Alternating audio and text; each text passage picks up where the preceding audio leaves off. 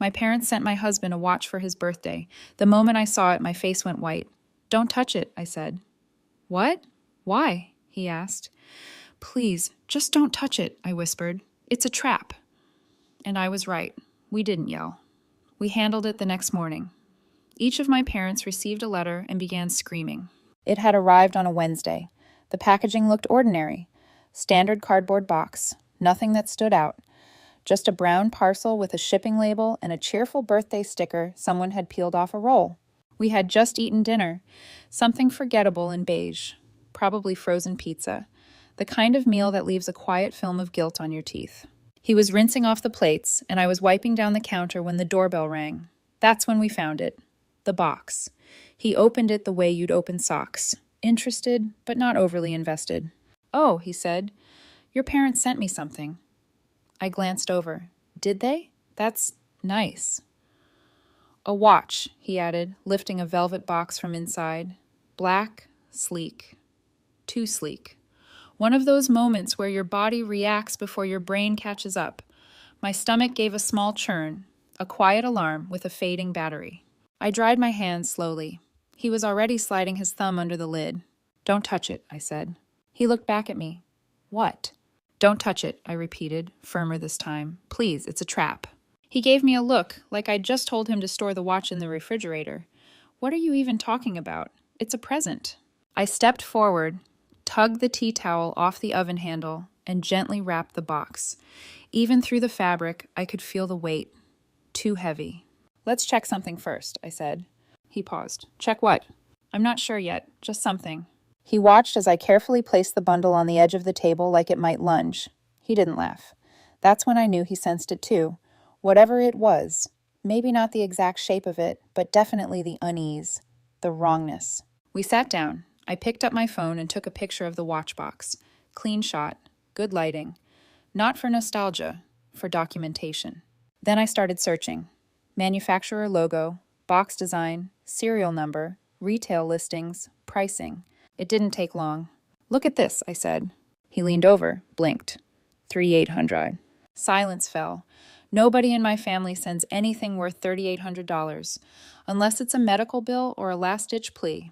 My brother had only moved out 6 months ago, barely scraped together a down payment for his own place. My parents? Far from wealthy. Their meals consisted of frozen vegetables and outdated habits. I'd been covering their bills quietly for years, without a second thought, because that's just what you do, right? So where had the watch come from? He leaned back in his chair, arms crossed. Maybe they loved me so much they skipped paying for heat, just so I could wear time on my wrist in luxury. I didn't laugh. Neither did he. Something shifted in the air, subtle but irreversible. The watch was too much, and I knew it. I didn't want to believe it, not about my own parents. But I had a hunch where the money had come from. And if I was right, then this wasn't just a present. It was something else. Something dangerous. It was a setup. If you ask my parents, they'll tell you.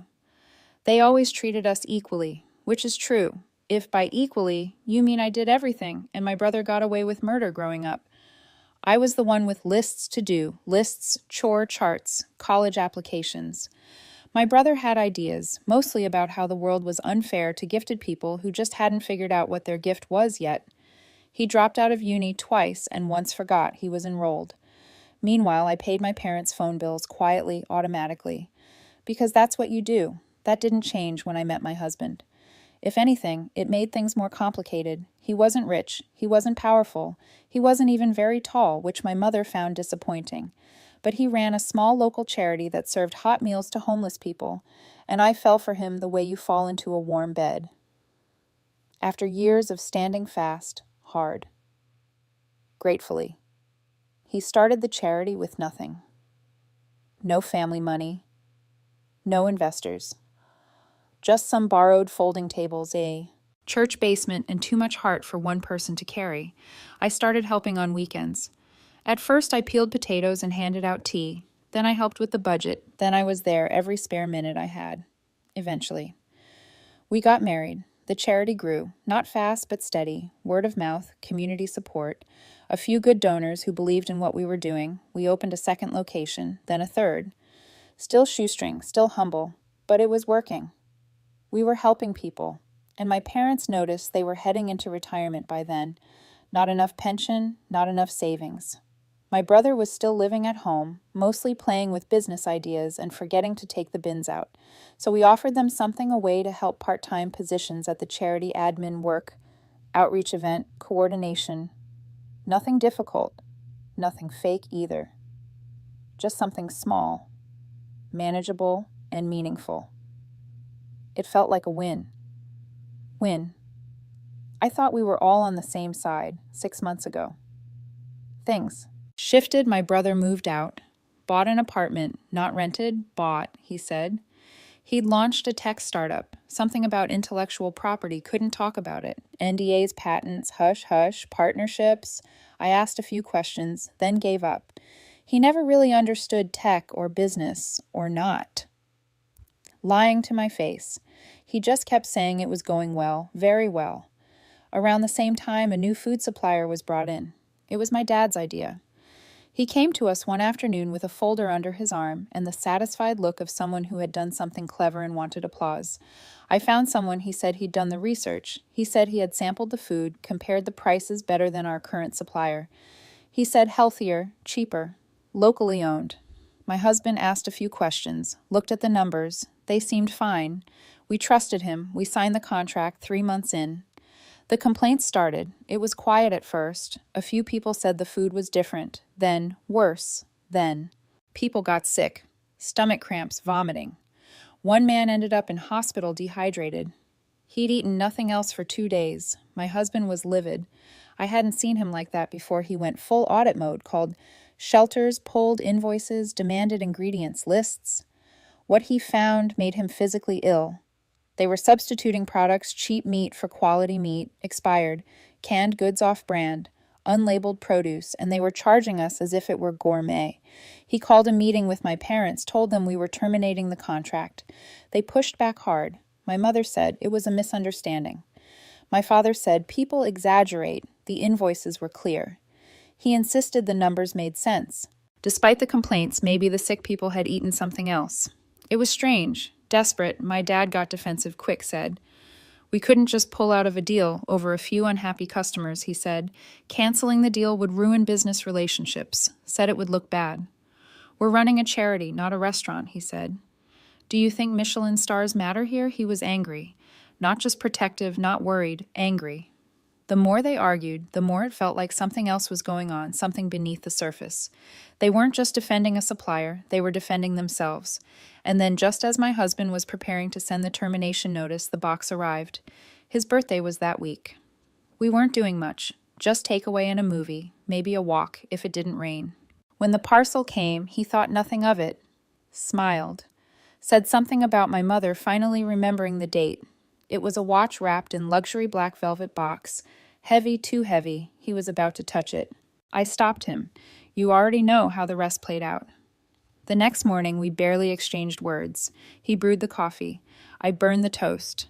Not intentionally, but I didn't make a second batch either. It somehow felt fitting. Charred edges, a quiet kitchen, 2 people silently turning over the same thought without speaking it aloud. The box still sat on the counter, wrapped in the same tea towel I'd used the night before, unopened, untouched, watching us. I wrote 2 letters and sealed them in plain envelopes. He didn't ask what I had written. He already understood. He lifted the watch as if it were ticking, not just audibly, but like it had wires, a countdown. He used a clean dish towel to hold it by the corners, careful not to touch the leather, the velvet, or even the box beneath. He didn't let out a breath until it was completely rewrapped and returned to its original packaging. Then we got in the car. The drive was wordless. We weren't arguing. We weren't withdrawn. We were simply bracing, like that stillness you hold on to right before a storm batters the glass. Not theatrical, just practical. At the charity office, my parents were already inside, at their desks, pretending to be occupied. I saw my mom rereading the same email. My dad had a spreadsheet open but was scrolling through his phone. Neither looked up when we entered. We didn't stop at reception.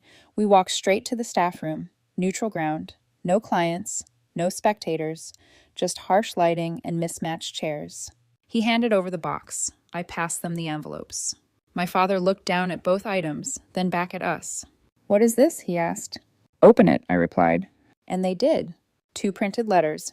Polite, formal, immediate termination, 1 month's pay, no further involvement. My mom looked stunned, like something had stuck in her throat. You're firing us? She asked. Yes. Just like that? Exactly like that. My father stood up, his chair scraping loudly on the linoleum. We're your family. Not anymore, I said. He looked at me, like I was speaking a language he didn't know, like I had forgotten my assigned lines in some play. We've done nothing wrong, he said. No, I responded. Then I pulled out my phone, opened the browser, and showed them the listing again. The watch. The price. Want to explain where this came from? They didn't answer. Why would you send that to him? You couldn't even afford to repair the boiler last winter. I paid that bill for you. Still silence. So I'll ask again, where did you get the money for the watch? My father shrugged. It was a gift. An incredibly expensive gift, I said. We thought he deserved something nice, my mother chimed in. Is generosity a crime now? No, I said. Just suspicious. That's when they both began talking at once. Fast, flustered, defensive. You don't understand how hard it's been. The supplier was legitimate. We were only trying to support your brother. That last part made me stop cold. What does he have to do with this? My dad shut down. My mom turned her face away. Why were you pushing so hard for that company? I asked. What was all the urgency about? Why lie about the food quality? People got sick. You knew that. They were exaggerating, my father muttered. One of them ended up in the hospital. He had no response. You had something to gain from that contract, didn't you? My mother snapped. We didn't do anything illegal, my dad followed. We just made a smart deal. You're the one making it ugly. I leaned forward. So that's where the watch came from. Neither of them corrected me. I felt my chest burn, not with rage, with the slow, sad heat of confirmation. You knew what you were doing, I said, and you gave it to him, knowing what it would look like, knowing what it could do to him if anyone found out. My mother crossed her arms. It's not like we told him to accept it, but you knew what it was. They didn't answer. You put him in danger. You put the charity in danger. And for what do you want to be poor your whole life? My dad shot back. Do you want to keep scraping by while people like that catering company make real money? People got sick. No one died yet. Silence. Then he said it. You care more about how things look than about your own family. I nodded slowly. Not because I agreed, but because I finally understood. No. I said, I care about right and wrong, and this was wrong. What you did was wrong, all of it. My mom looked like she might cry. Didn't I need space? I said a lot of it. No more calls, no more favors. I'm done. You don't mean that. My dad said. I looked him dead in the eye. I do, and I want you to leave now. They left. Not in a dramatic slam. The doorway just slow, quiet, like they knew something had shifted, and they couldn't shift it back. I stood in the doorway and watched them walk away. I didn't cry. I didn't scream. I just stayed there, holding the silence like it was something fragile for the first time in my life. I didn't feel like the daughter. I felt like the grown-up in the room. It started with pounding on the door, not a knock. A pounding like someone meant to break it down or make a point. I opened it slowly. My brother stood there, face flushed, breathing hard, like he'd sprinted across town in bad shoes. What did you do? He snapped. No, hello, no preamble. Good morning to you too, I said. He looked past me. Is he here? My husband appeared behind me, silent, calm, but not smiling. Why don't you tell us what this is about? He said. My brother rolled his eyes. You know exactly what this is about. You're trying to ruin us. You're going to get us all killed. Well, that escalated. What happened? I asked, keeping my voice flat. You canceled the contract. He said you were supposed to stay quiet. Just let it run. Now the deal's off. And we've got people asking for their money back. Who? He hesitated. That half-second pause gave it away. What people? I asked. Again, he didn't say their names, but he said enough. They paid up front. Now the contract's dead and we didn't deliver. They want their money, all of it. And they're not exactly the kind of people who send polite emails. So let me get this straight. I said, you took money from someone to push a deal through, and now that deal is falling apart because we refuse to poison people with expired meat, and you're the victim. I didn't know the food was bad, he said quickly. Of course you didn't, I said, because you never ask questions when money's involved. He folded his arms. I'm going to have to sell my apartment. You realize that maybe you shouldn't have bought it with money that wasn't yours. I was helping the family, he snapped. No, my husband said, finally stepping forward. You were helping yourself.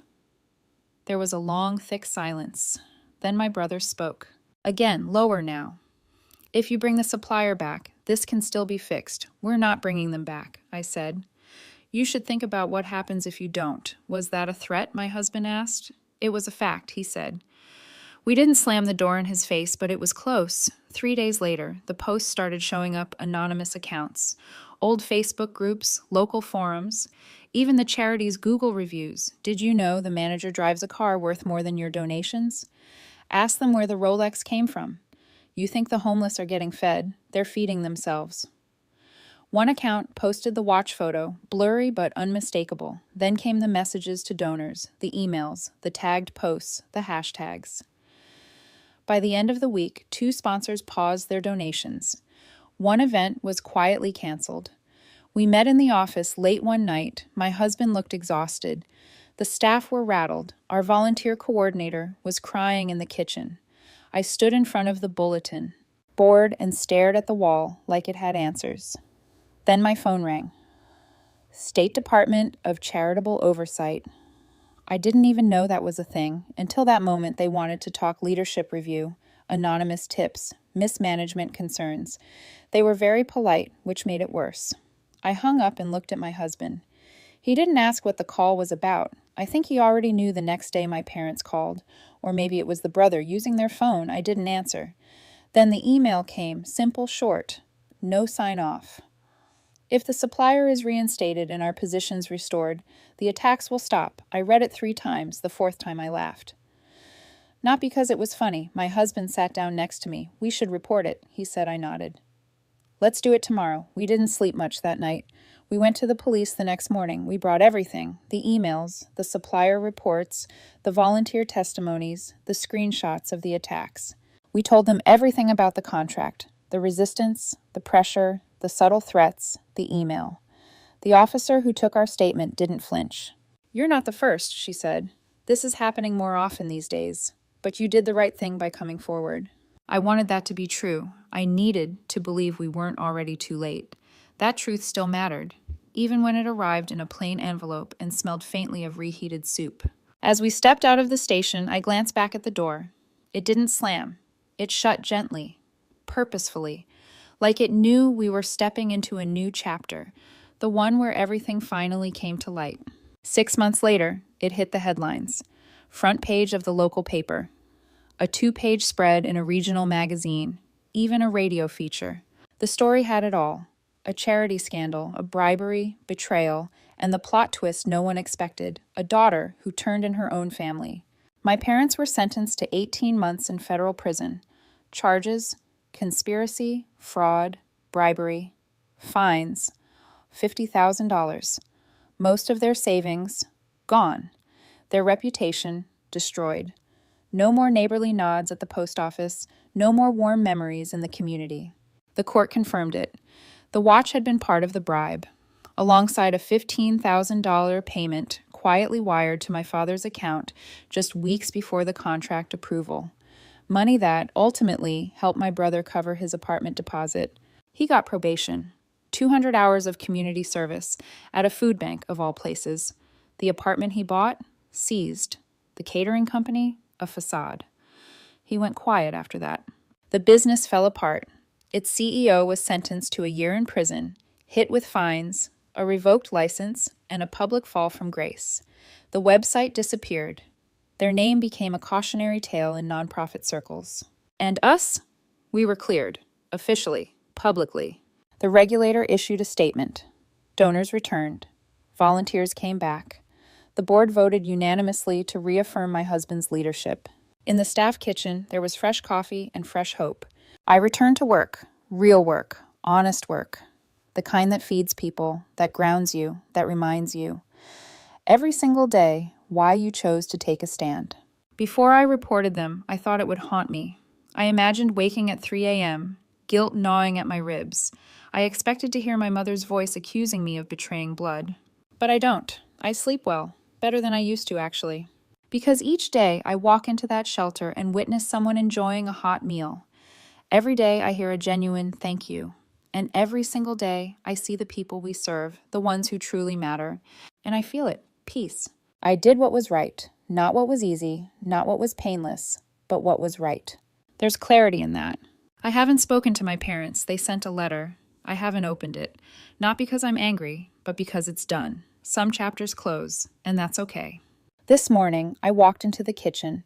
The radio played something silly and upbeat. The bread was fresh. Someone spilled soup and laughed. One of the new volunteers was showing someone how to chop onions without tears. It was noisy, messy, alive. It was good, and it was ours. So now I ask you, did it go too far or not far enough? Leave a comment and subscribe for more.